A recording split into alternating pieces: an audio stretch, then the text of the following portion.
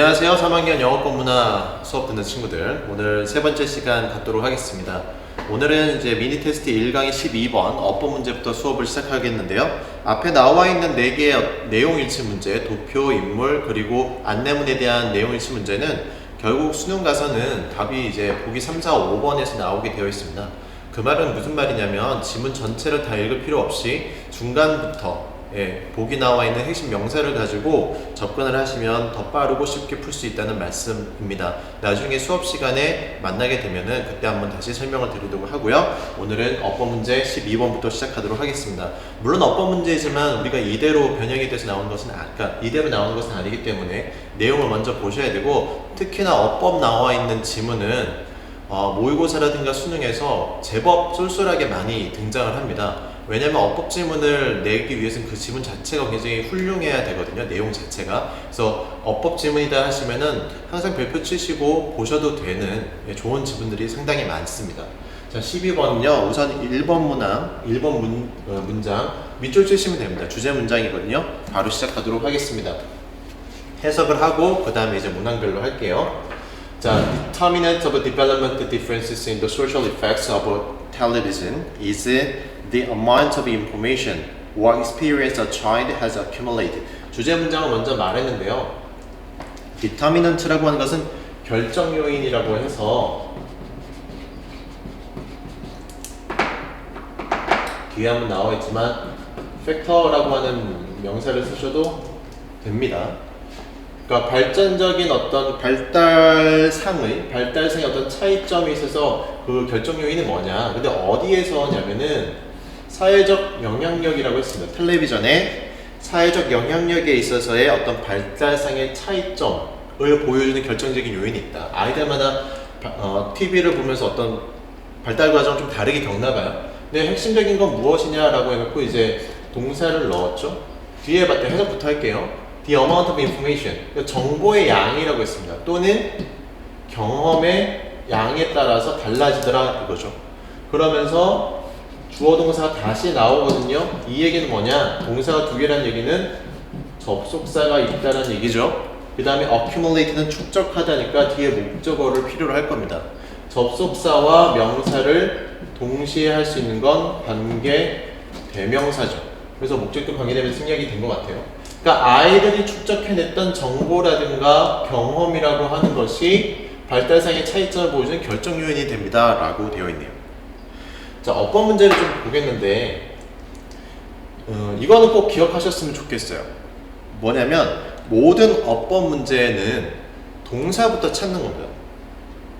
그러니까 잊지 마세요. 모든 어법 문제는 동사부터 찾으셔야 돼요. 그것이 밑줄 친 것이 관계대명사 문제든 대명사 문제든 어떤 문제든지 간에 동사부터 찾으셔야 된다. 왜냐면 이 문제가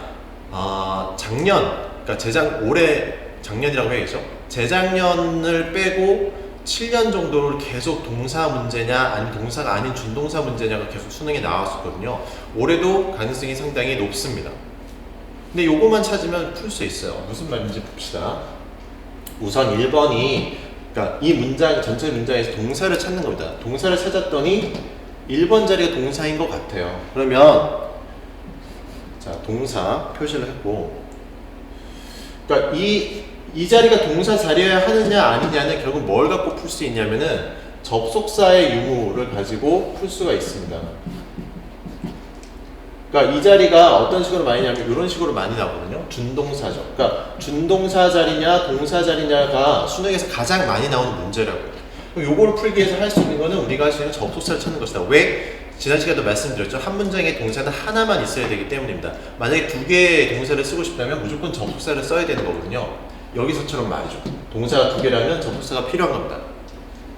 그럼 이 문장에서 우리가 동사인 걸 확인했고 동사 자리가 맞습니다. 그러면은 어법 문제가 지금처럼 동사 자리다 나왔을 때 두 가지를 묻게 되어 있어요. 하나는 수, 두 번째 태가 됩니다. 수라고 하는 것은 수의 일치를 말하는 것이고 얘는요 능동과 수동태를 말하는 거죠. 그러면 수일치와 태, 능동이냐 수동이냐 문제는 결국 뭐만 찾으면 되느냐? 주어만 찾으면 되는 문제가 됩니다. 절대로 태 문제, 뭐 능동이네 수동이네 가지고 뒤에 목적어가 있나요 없나요를 가지고 푸시면 안 됩니다. 그럴 때는 틀리는 경우가 더 많아져요. 함정에 빠질 수 있기 때문에 잊지 마시고 동사 문제에 밑줄이 쳐 있다. 그러면 수와 태 문제고 우리는 주어만 찾으면 된다. 그럼 이 자리는 동사 자리고 그렇다면 우리는 주어를 찾았을 때 determinant죠. 단수다. 그래서 is가 맞다 하고 넘어가시면 되는 아주 간단한 문제입니다. 넘어가도록 하겠습니다. 자, 2번. As children mature, they are exposed to different people, actions, and norms. This provides a range of choices when they have an opportunity to perform or opine. 요거는 문제를 먼저 풀게요. 어법 문제를 풀면은 방금 했던 말하고 똑같은 거예요. 자, 요 as가 접속사일까 전치사일까 이걸 묻는 거예요. 여러분들이 어법이 어렵다라고 하는 이유는 딴 것이 아니라 무엇을 묻는지 모르기 때문에 그렇거든요. 모를 때는 뭐를 찾아라? 동사를 찾아라입니다. 동사를 찾아라. 이 문제 같은 경우는 mature라고 하는 성숙하다라는 동사가 보이고 뒤에 다시 뭐가 보입니까? be exposed to 어디에 노출되라는 동사가 보이거든요. 이 문제는 일부러 컴마를 짓지 않은 겁니다. 네, 어떤 문제인지 모르게 하기 위해서 그렇죠. 그러면 아이들이 성숙의 감에 따라서 해서 as는 뭐다? 접속사로 쓰인 겁니다.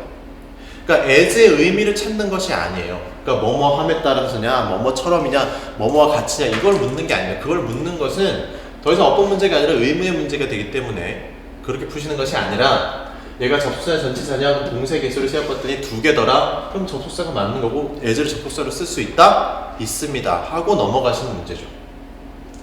네, 그래서 애자 맞고요. 계속 갑시다. 아이들이 성장의 감에 따라서, 성숙의 감에 따라서 아이들은 노출되게 되어 있습니다. Different people, 다른 사람들 그리고 행동들, norms라고 하면 이제 규범이죠.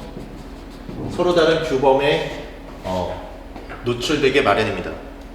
자, 이런 상황들이 무엇을 제공하냐면 다양한 선택들을 만들어낸다는 거죠. 언제? When they have an opportunity. 그러니까 기회를 갖게 될 때 어떤 기회가 되겠어요? 이러한 기회를 말한 거죠. 어떤 뭐 실행을 한다든가 opine이라고 하는 것은 쉽게 쓰면 이제 say라든가 suggest의 의미입니다. 그러니까 그들이 말을 하거나 행동을 할 때 있어서 그러한 기회를 갖게 될 때에 선택의 어떤 다양성을 보장해 준다는 거죠. 왜? 서로 다른 배경에서 살아왔기 때문에 그렇습니다. 자, 예를 들어서 아이들이 있는데 만난 아이들이죠. 누구를 만났냐면 프레토리칸이라는 이 국가 사람들을 세서미 스트리트에서만 만난 겁니다. 세서미 스트리트는 이제 1969년에 첫 방영된 미국의 어린이 프로그램입니다. 뭐 이름은 좀 어색할 수 있겠지만 뭐 빨간색의 엘모 인형이라든가 그다음에 노란색 빅버드라든가 그 유명한 쿠키몬스터 아시죠? 네, 그런 친구들 나오는 건데 녀석들이에요. 자, 요거를 이제 봤어요. 근데 그 안에 이 사람들을 만난 거야, 아이들이. 뭘 알게 되냐면, 배우게 되냐면, 첫 번째 동사, 두 번째 동사로 갑시다. 자, 그들과의, 푸에르토리칸 사람들과의 상호작용이라는 것이 항상 cordial하더라입니다. amiable 이라는 단어도 있습니다. 항상 화기애애하고 뭔가 친근하고 친절하고 이런 느낌이더라는 거예요. 그들을 만나면 굉장히 화기애애해질 수밖에 없고 그러다 보니까 뭐 하게 되더라? 그것을 무엇으로 사용하냐? 모델로 사용하더라.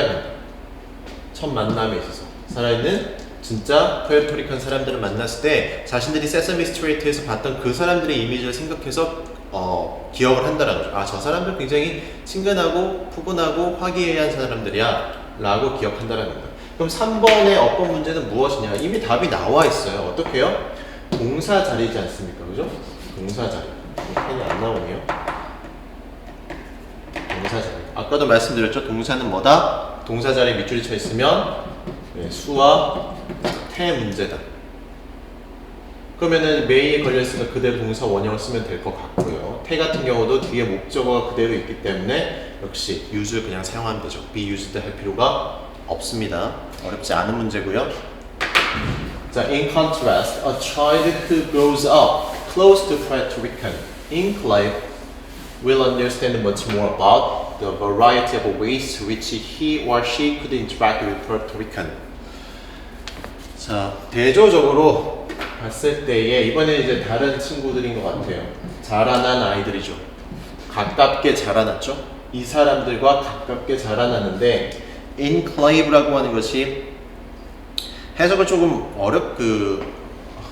해석이 좀 어렵게 되어 있어요. 그죠? 단어의 사전적 의미라고 하면은 타국 영토 내에 자국 영토라고 이런 뜻이 있는데 그냥 어렵게 생각하지 마시고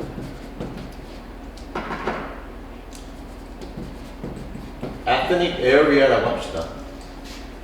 네, 어떤 그 민족의 어떤 영역, 그냥 그 사람들이 모여 살고 있는 곳이라고 하면 되겠죠, 그렇죠? 그러니까 푸에르토리칸 사람들이 많이 살고 있는, 예를 들면 미국의 코리아타운이나 차이나타운 이런 것처럼 그런 사람들과 가까이에 살고 있던 사람들, 그런 아이들, 거기서 성장한 아이들은 이해하더라 이겁니다. 뭐를? 더욱더 많은 것을, 뭐에 대해서? 다양한 방식에 대해서 이해한다는 거죠. 아까 TV만 봤을 때 세서미 스트리트에서 푸에르토리칸을 만난 친구들은, 그 어린이들은 화기애애한 모습을 볼 거예요. 하지만 더 실제 모습을 많이 봤던 친구들은 어떻게 이해할 것이냐? 다양한 방식. 그 사람들이 항상 친근하지만은 않을 거 아닙니까? 다양한 장면을 기억할 것이다. 4번 가볼게요. 관계사절이 나왔죠? 관계사절이 나왔습니다. 자, 그러면 4번을 어떻게 푸느냐 이건데, 관계사 문제잖아요. 관계사 문제. 관계사라고 한다면 이제 관계 대명사가 있겠고 관계 부사가 있겠죠. 그죠? 자, 방금 전에도 말씀을 드렸는데 이 관계라는 것은 접속사라고 기억하시면 됩니다. 그리고 뒤에 뭔가 명사를 대신한 거죠. 대명사. 이해되세요? 그러면은 이 특징은 뭐가 되느냐? 이 관계사 앞에 동사 하나, 그리고 뒤에도 동사 하나, 총 2개가 올 수 있다가 첫 번째고요. 그 다음에 관계 대명사 같은 경우는 이제 선행사가 있을 수 있겠죠. 선행사. 세 번째는 대신하는 명사이기 때문에 뒷문장이 뭔가 부족해야 될 겁니다. 불완전한 문장이 와야 될 겁니다. 관계부사는 조금 다르죠. 여러분 잘 아실 텐데, 관계부사를 설명하기 전에 이것도 한번 붙여볼게요. 전치사와 관계대명사가 있다고 해봅시다. 그러면 이 관계라고 하는 것이 뭐를 의미한다고 말씀드렸죠? 접속사죠, 접속사. 그쵸? 접속사. 그 다음에 전치사와 대명사인데, 우리가 전치사 플러스 명사를 우리가 어떻게 표현하냐면 부사라고 해요. 예를 들어서 아침에 일어났습니다 할 때 in the morning을 하면 in the morning의 그 부는 사실 없어도 되는 부사 덩어리가 되죠. 그러니까 나는 일어났습니다. 아침에잖아요. 나는 일어났다는 사실은 변함이 없는 거예요. 그러면 전치사와 관계대명사가 합쳐진 건 결국 뭐냐? 관계부사가 똑같다는 얘기고, 그러면 얘 같은 경우는 어떤 특징을 갖고 있죠? 뒷문장이 완벽하다. 네, 요런 형식을 갖고 있죠. 자세한 어법사항은 이 화면보다 실제 수업에서 좀 더 자세히 다루도록 하겠습니다. 그러면 뒷문장을 보시면 되겠어요. 왜냐하면 접속사 역할을 하는지 첫 번째 찾아봤어야 되죠. 그러니까 첫 번째가 동사의 개수를 세는 게 1단계고요. 이게 1단계고요. 2단계가 선행사를 보는 거고요. 세 번째 단계가 완벽한 문장이냐 아니냐를 보는 거거든요. 그럼 첫 번째 동사 하나, 다음에 could interact 두 개가 있죠. 다음 선행사가 있다. 세 번째가 뭐다? 뒷문장인데, 사람들이 interact 합니다. 이 사람들과 interact 합니다. 뭐뭐와 상호작용하다 해서 완벽한 문장이 나왔습니다. 그럼 이건 잘못된 거죠. 그래서 답이 4번인 겁니다. 여러분에게 위치 대신에 뭐를 써요? 라고 묻는 정도는 안 합니다. 네, 근데 뭐 편하죠. in만 들어가면 되겠네요.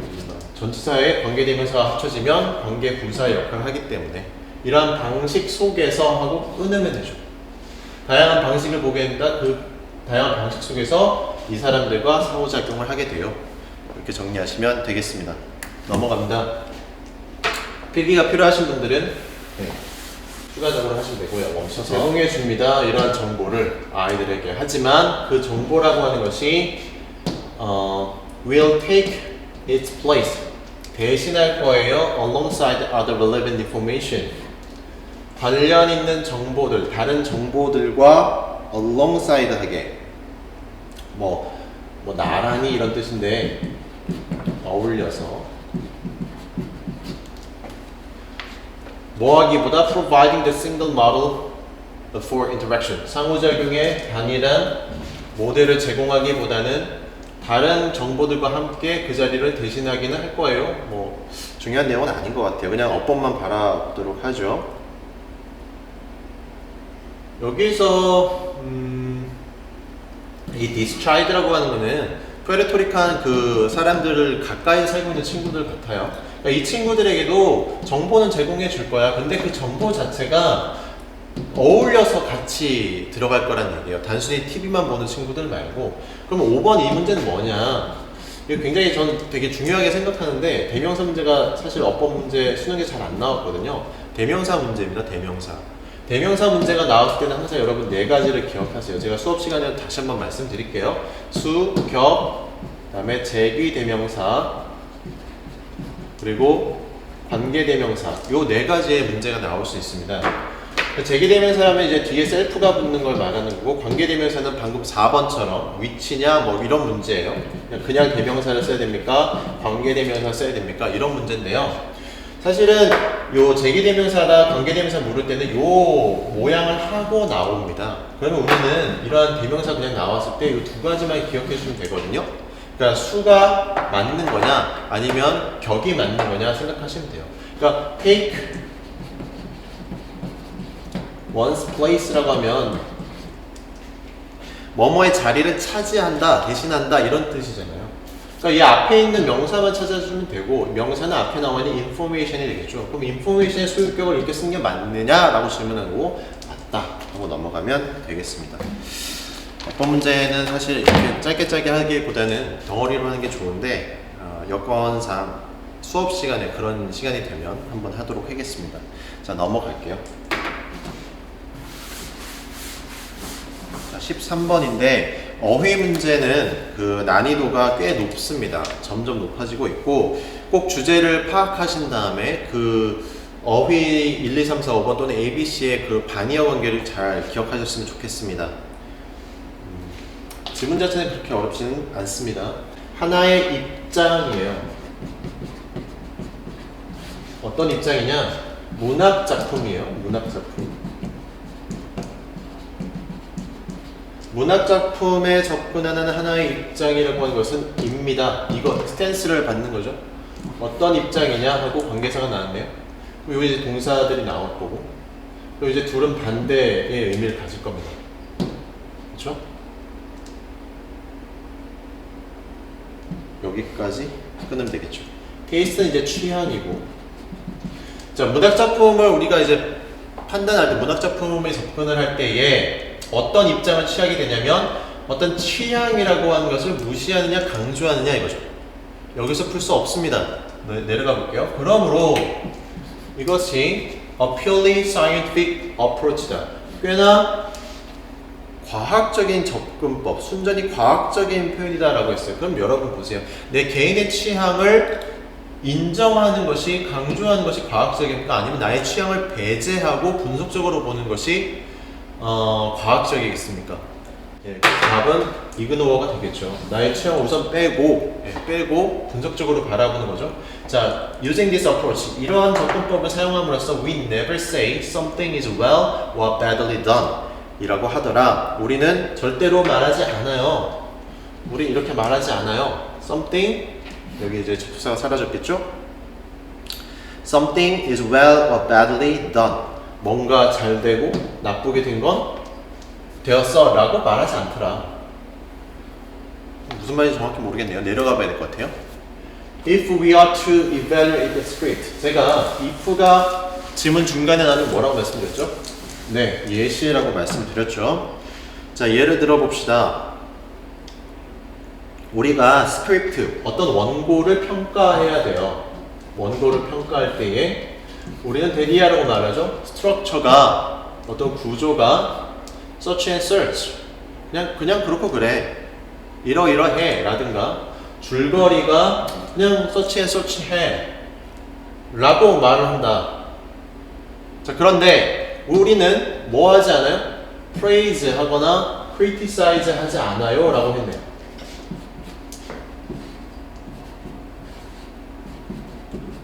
우리의 취향에 기초로 해서 취향을 근거로 해서 그 작품을 칭찬한다든가 criticize 비평한다든가 이렇게 하지 않더라는 겁니다. 지금 우리는 과학적인 접근을 하고 있는 상황이거든요. 분석적으로. 그래서 우리 취향을 근거로 얘기하지 않더라는 겁니다. 그냥 줄거리가 이래. 이제 좀 건조하게 말한다는 거죠. This is the polar opposite of the analytic appreciative stance and is an approach that very few critics have adopted. 자, 그런데 지금 이 문장에서 좀 달라지죠. 이게 완전히 반대의 상황이라고 했어요. B의 반대적인 거야. 그럼 이건 뭐였는데요? 분석적이었던 거죠. 취향을 배제한 거였습니다. 그러면 B에 들어갈 거는 어떤 입장이 됩니까? 반대 입장이니까. 자, appreciative가 어떤 의미인지 잘 모르더라 하더라도 analytic은 우리가 알 수 있죠. 분석적인 겁니다. 그럼 분석적의 반대는 뭐냐는 거죠. 자, appreciative는 감상하는, 감지하는 뭐 이런 의미가 되겠어요.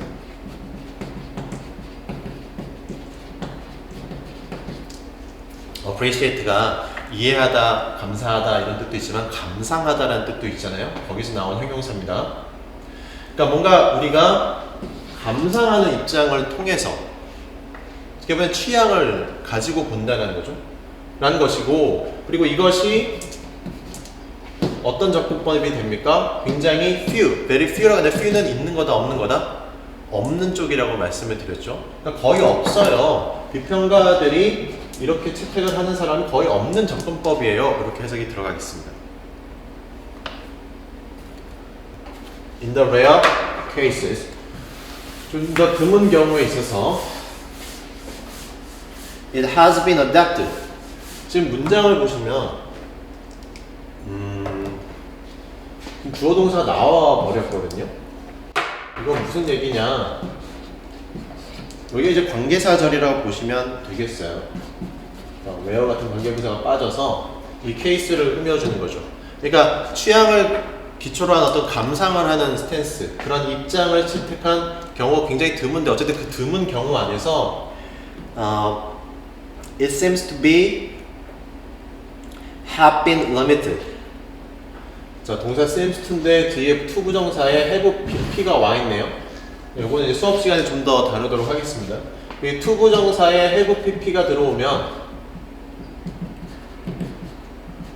과거에 대한 얘기입니다. 과거. 그러니까 과거에 대한 추측 같은 걸 보여주는 건데 뭐처럼 보여주는 거냐면 얘네가 dull people처럼 보여줘, dull people처럼 보여줘. 이렇게 약간 따분하고 무딘 이런 뜻인데 약간 무딘 사람처럼 느껴질 수 있어 이런 거네요. 계속 가볼게요. 게다가 people generally do not fancy such approach. 그러니까 이렇게 안 한다는 얘기를 지금 계속하고 있는 겁니다. fancy가 지금 동사로 사용이 됐습니다. fancy. 그러니까 명사로 사용하면은 상상, 상상력, 어떤 좋아하는 애호 이런 의미겠지만 동사로 썼을 때는 그냥 like의 뜻입니다. like. 사람들이 일반적으로 좋아하지 않아요. 그런 접근 방법을요. They say that 뭐라고 말하냐면 lack 없다 이거죠. 부족해요. 취향 없어요. 또는 뭐라고 말합니까? It is incomprehensible. 이해할 수 없는 접근 방법이라고 얘기를 합니다. 글은 그렇게 기억할 만한 글은 아닌 것 같습니다. 문제 중심으로 볼게요. But this is different stance, and we must accept the fact that it features the objective attitude that precludes taste. 자, 그런데요, 이것은 좀 다른 입장이고, we must accept the fact. 이러한 사실을 받아들여야 돼요. 어떤 사실이냐? 그것이 features, 특징으로 하다 이 말이죠. 특징으로 하다. 어떤 특징을 갖고 있냐면 객관적인 태도다라고 해놓고 이 객관적 태도는 다시 preclude 하더라. preclude는 이제 배제하는 겁니다. 빼내는 거예요. 그러니까 취향을 빼낸 객관적인 태도의 특징을 갖고 있다는 걸 보여준다. 이게 뭔 말인가요? 앞에서는 감상하는 태도라고 보여주는데 지금 와서는 갑자기 특징을 이렇게 하고 있더라. 그러니까 지금 중간에서 무슨 얘기를 하는 거냐면 사람들은 문학작품을 볼 때 취향을 빼고 분석적으로 가고 있어요. 근데 아주 드문 경우에 따라서 몇몇 사람들은, 몇몇 비평가들은 취향을 채택해서 자신들을 감상적으로 표현하는 게 있다라는 겁니다. 하지만 그런 경우 굉장히 드물고 우리는 이런 객관적인 태도를 받아들여야 된다라고 얘기하는 것 같아요. 문학작품을 볼 때. We must also accept that such a stance. 우리는 또한 인정해야 됩니다. 그러한 태도가 is permissible. 뭐 할 수 있다? 허용이 될 수 있다. 어디에서? discussing literary work, 문학 작품을 토론함에 있어서 허용되는 자세입니다 라고 했네요. 비판적으로 보자는 거죠.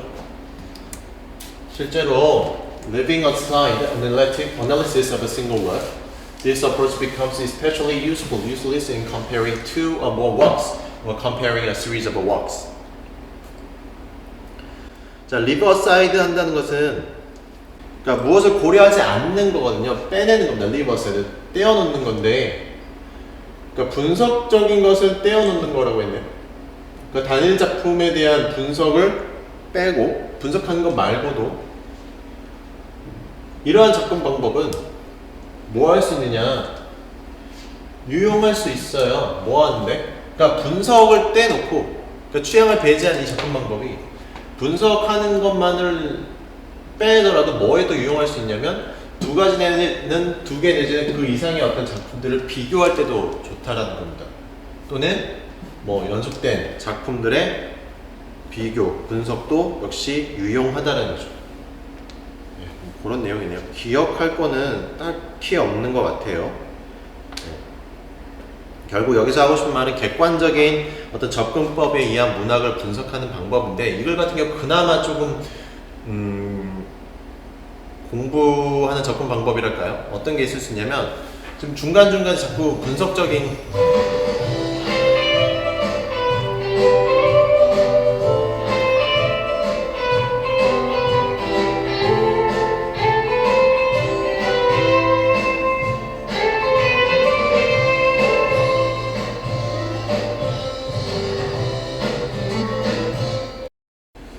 조금이나마 요 글을 기억해 두고 싶다면 이렇게 한번 보시면 될 것 같습니다. 그러니까 객관적인 접근법에 의한 문학작품 분석이거든요. 그러니까 대명사가 지금 이 지문에 상당히 많이 나와요. 그러니까 어떤 게 분석적이고 어떤 게 객관적이고 어떤 것이 취향을 담은 것이냐 라고 했을 때, 그런 것과 그렇지 않은 분석들 좀 비교해 보는 것도 이 문제를 좀 바라보는, 좀 접근하는 방법 중에 하나일 것 같습니다.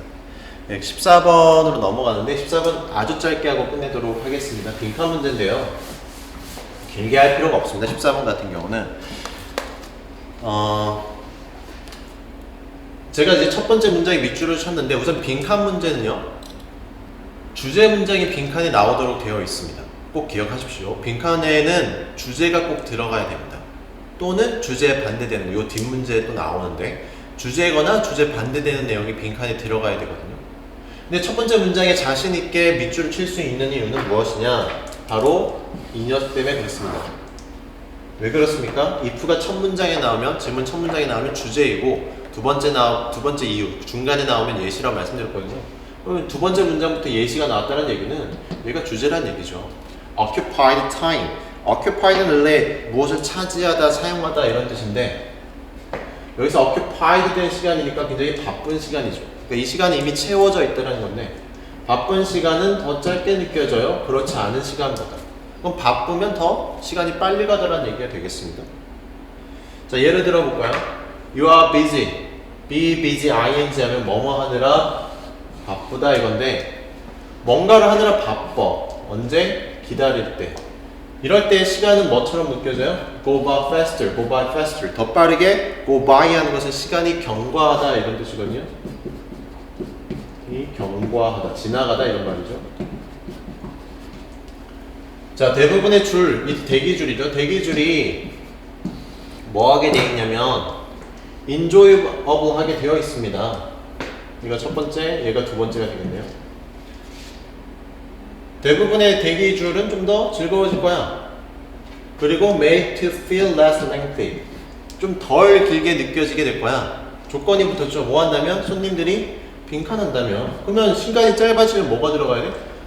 바빠야 된다라고 했잖아요. 그죠? 바쁜 시간이 occupied time이 그대로 들어가면 되는 겁니다. 더군다나 빈칸 뒤에 지금 디즈니가 나왔는데, 이러한 대명사, 우리가 흔히 알 수 있는 대명사들이 나온다는 것은, 그러니까 명사가 대문자로 나온다는 얘기는 대명사예요. 대문자입니다. 예시를 말하는 거거든요. 그러니까 디즈니에 대한 예시를 얘기하겠다는 거니까 빈칸도 역시 주제입니다. 그러면은 occupied time을 받을 수 있는 것은 무엇이냐? 답은 4번이죠. be distracted or diverted in some way. 어떤 방식으로든 distracted, 주의가 분산되는 것, 또는 diverted, 돌려지는 거죠. 주의가 다른 곳으로 돌려지는 거. 내가 지금 기다리고 있는 게 아니라 다른 걸 하게끔 한다면. 네. 오늘 수업은 우선 여기까지 하고요. 이어서 빈칸 문제 더 풀어보도록 하겠습니다. 예, 수고하셨습니다.